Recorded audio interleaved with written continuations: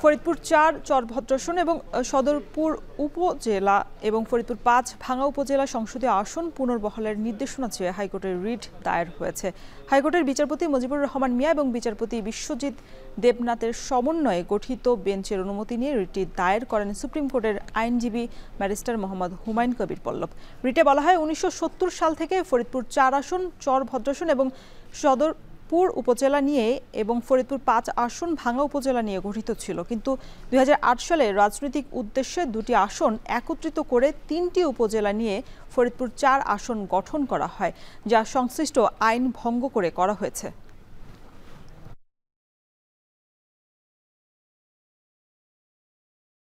ভাঙ্গা উপজেলা থেকে দুটি ইউনিয়ন পরিষদ অর্থাৎ আলগী এবং হামিরদী ইউনিয়ন পরিষদ দুটো কেটে পার্শ্ববর্তী ফরিদপুর ২ আসনের সংসদীয় আসনের সাথে সংযুক্ত করেছেন।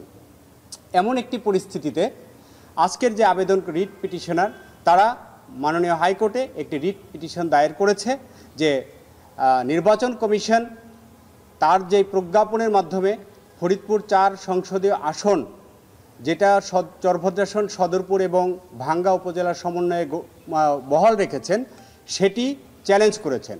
অর্থাৎ তাদের এখানে রিট পিটিশনে আমরা নির্দেশনা চেয়েছি যে ফরিদপুর ৪ চরভদ্রাসন এবং সদরপুর উপজেলা নিয়ে গঠিত হবে, আর ভাঙ্গা উপজেলা নিয়ে ফরিদপুর ৫ সংসদীয় স্বতন্ত্র আসন গঠিত হবে।